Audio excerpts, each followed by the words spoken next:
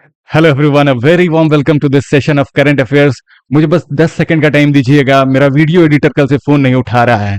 अबे एडिटर, तुम मेरा फोन क्यों नहीं उठा रहे हो? This is not fair. कल तुमने मेरे वीडियो में एडिट करके मुझे एंशिएंट मैन बना दिया। ये बहुत गलत बात है। मेरा वीडियो ट्रेंडिंग चल रहा है, सब्सक्राइबर कम है तो क्या हुआ? मैंने कल देखा कोचिंग इंस्टीट्यूट वाले मेरा टेम्पलेट कॉपी कर रहे हैं। Respect me, learn to respect me. जैसा कि कल मैंने बताया था, जिस तरह का करंट अफेयर नोट्स मैं अपने लिए विजुअलाइज करता था, उसी फ्रेम में इस सेशन को कंडक्ट करवा रहा हूं, जिसमें न्यूज़पेपर,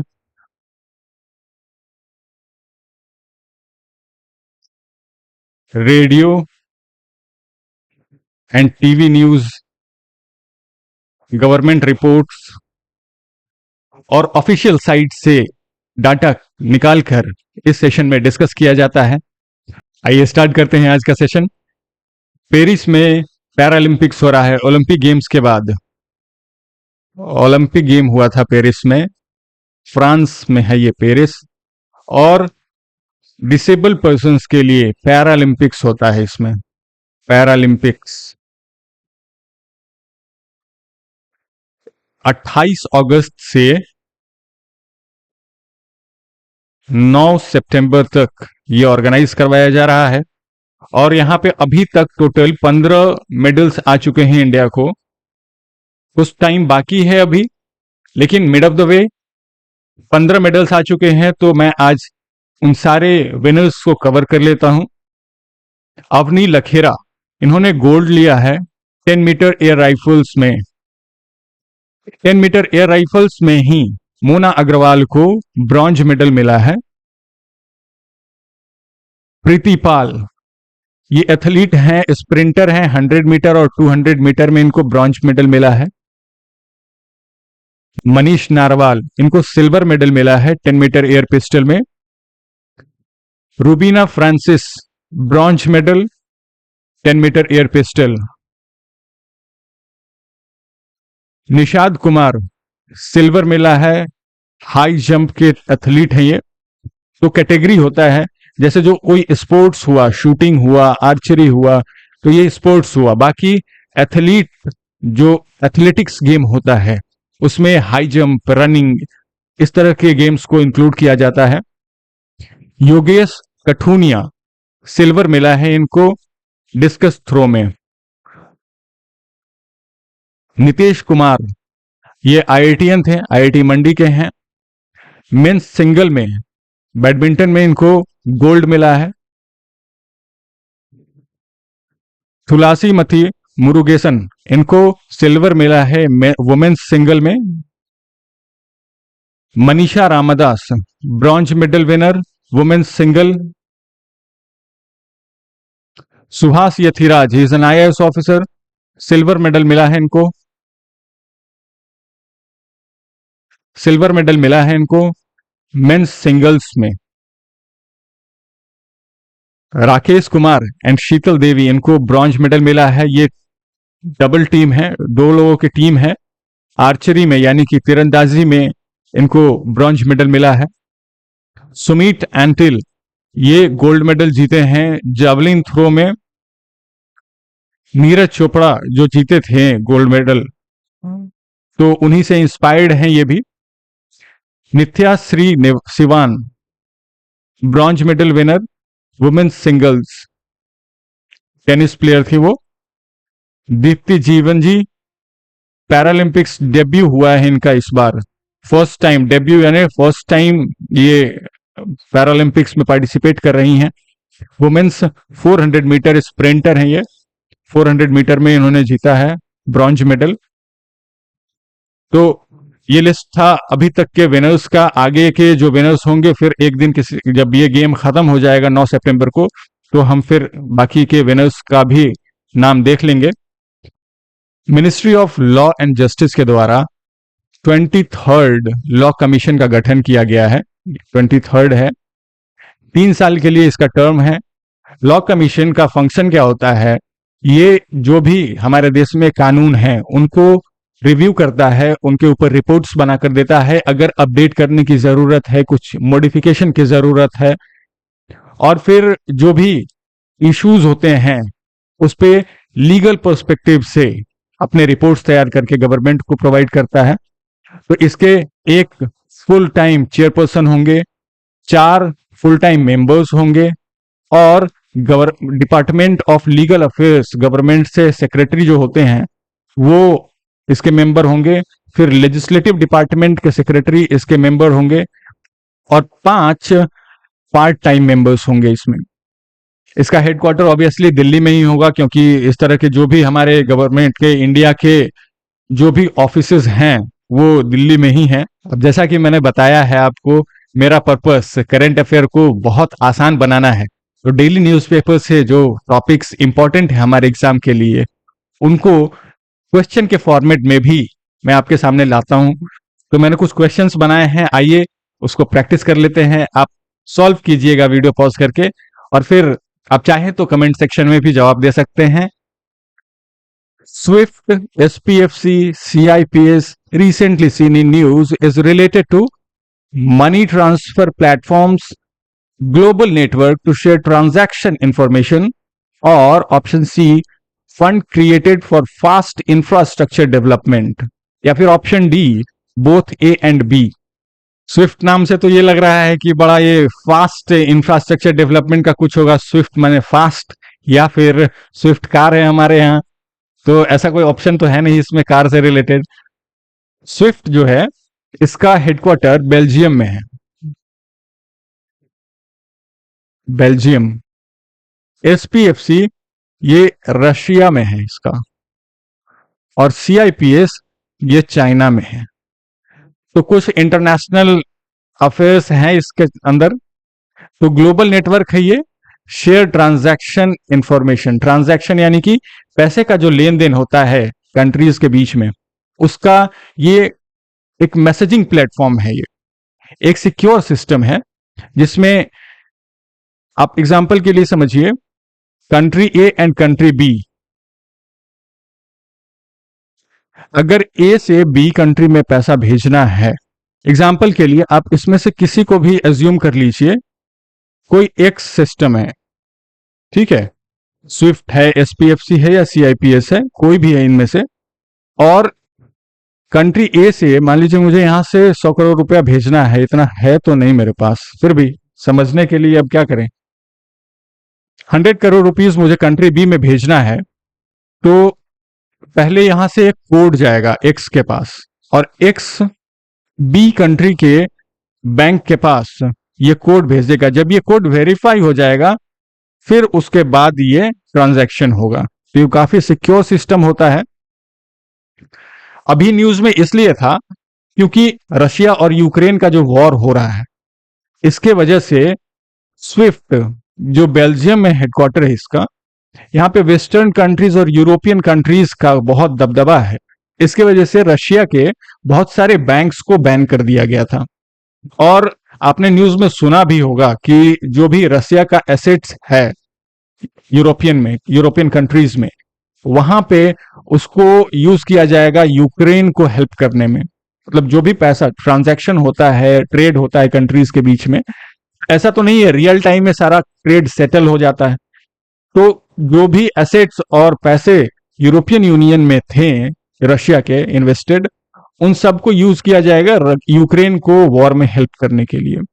और रशिया के बहुत सारे बैंक्स को बैन कर दिया गया है, तो वो इंटरनेशनल ट्रांजैक्शन में थोड़ी परेशानी हो रही थी उनको, तो उन्होंने अपना एक सिस्टम बनाया SPFC। ये फुल फॉर्म्स है सारे मैसेजिंग प्लेटफॉर्म्स के।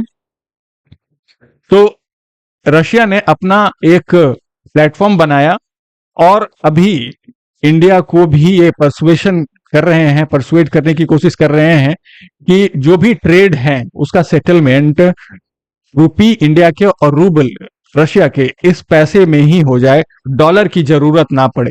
डॉलर ट्रांजैक्शन में पहले तो कन्वर्जन का पैसा एक्स्ट्रा कुछ पैसा लग जाता है उसमें कन्वर्जन के चक्कर में। तो अगर ये रूबल टू रुपी का ट्रांजैक्शन होगा, ट्रेड होगा, तो फिर काफी आसान होगा और कॉस्ट भी कम पड़ेगा। इसी की वजह से अभी RBI भी इसको कंसीडर कर रहा है and it has advised government that it is doable तो हो सकता है कि जो इंडिया और रशिया का ट्रेड हो रहा है वो फिर लोकल करेंसीज में हो जाए।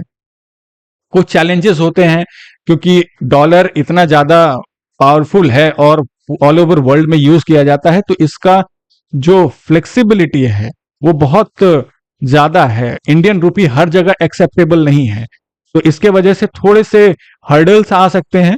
लेकिन अगर एफर्ट्स गवर्नमेंट्स कर रही हैं तो फिर धीरे धीरे वो सिस्टम भी डेवलप हो जाएगा। ये एक global network to share transaction information है।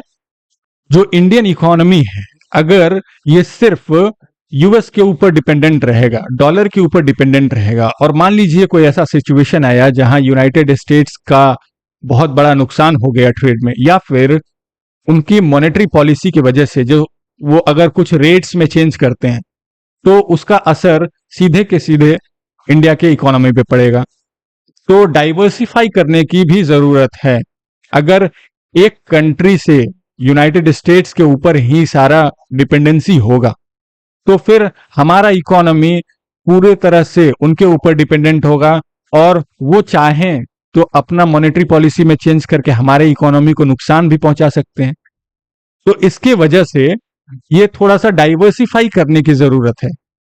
और डिपेंडेंसी जो है वो अलग अलग कंट्रीज के इकोनॉमी पे भी अगर शेयर कर दिया जाएगा, डाइवर्सिफाई कर दिया जाएगा, तो फिर रिस्क कम होगा। आइए देखते हैं अगला सवाल। 27th national conference on e governance held in, कहां पे ये ऑर्गेनाइज करवाया गया है? Bangalore, Goa, Delhi, Mumbai.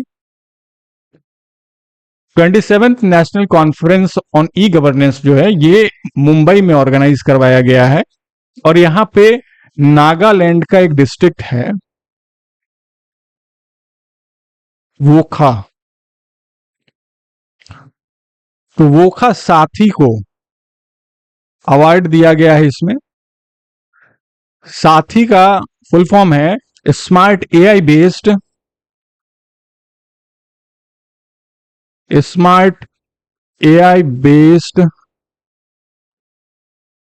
Assistant for timely help and interface. ये वोखा साथी को ई गवर्नेंस प्लेटफॉर्म के लिए, इस इनिशिएटिव के लिए, व्हाट्सएप का चैटबॉट है ये साथी, और ये सर्विसेज जो प्रोवाइड कर रहा था डिस्ट्रिक्ट एडमिनिस्ट्रेशन इस इनिशिएटिव के थ्रू, इसके लिए ई गवर्नेंस का जो नेशनल कॉन्फ्रेंस हुआ है, इसमें वोखा डिस्ट्रिक्ट एडमिनिस्ट्रेशन को गोल्ड अवार्ड से सम्मानित किया गया है। आइए देखते हैं अगला सवाल। एग्रीकल्चर इंफ्रास्ट्रक्चर फंड, ये पिछले क्लास में हमने डिस्कस किया था बहुत डिटेल में। अगर आप चाहें तो वीडियो देख सकते हैं उस दिन का करंट अफेयर का। एग्रीकल्चर इंफ्रास्ट्रक्चर फंड जो होता है, ब्रीफ में हम डिस्कस कर देते हैं। ये फंड रूरल एरियाज में फार्मर्स के लिए इंफ्रास्ट्रक्चर क्रिएट करने के लिए ये फंड क्रिएट किया गया था, जिसमें पोस्ट हार्वेस्ट यानी कि फसल होने के बाद उसका देखरेख और सप्लाई चेन में जो भी इंफ्रास्ट्रक्चर की जरूरत पड़ती है उसको डेवलप करने के लिए ये फंड क्रिएट किया गया है। सो इसके लिए अवार्ड दिया गया है, AIF award to scheduled banks based on credit disbursals. Credit disbursal यानी कि जितना पैसा इन लोगों ने इन्वेस्ट किया है इस फंड में और लोगों को फायदा हुआ है, उसके बेसिस पे इनको अवार्ड दिया गया है बैंक्स को। कौन कौन से बैंक्स को अवार्ड दिया गया है? एसबीआई को फर्स्ट अवार्ड मिला है, उसके बाद एचडीएफसी को मिला है, एंड देन कैनरा बैंक को मिला है थर्ड अवार्ड।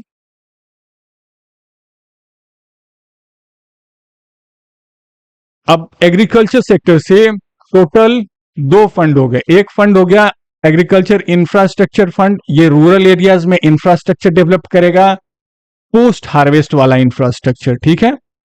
उसके बाद एग्री श्योर फंड ये क्रिएट किया गया है गवर्नमेंट के द्वारा। ये शिवराज सिंह चौहान, इन्होंने एग्री श्योर फंड क्रिएट किया है, जिसमें 3 लोग होंगे जो इन्वेस्ट करेंगे। फाइनेंशियल इंस्टीट्यूशंस, एफआईज, जो बैंक्स हैं वो नाबार्ड, एसबीआई, एचडीएफसी, आप देख रहे हैं इन लोगों को अवार्ड भी मिला है इसके लिए, तो फाइनेंशियल इंस्टीट्यूशंस। फिर department of agriculture, department of agriculture और नाबार्ड। नाबार्ड का फुल फॉर्म बताइएगा आप कमेंट सेक्शन में। ये तीनों सेक्शंस 250-250 करोड़ रुपए इन्वेस्ट करेंगे, तो टोटल 750 करोड़ रुपए का ये फंड क्रिएट किया गया है। इसका पर्पस क्या है इस फंड को क्रिएट करने का? जो एग्रीकल्चर सेक्टर में स्टार्टअप्स हैं,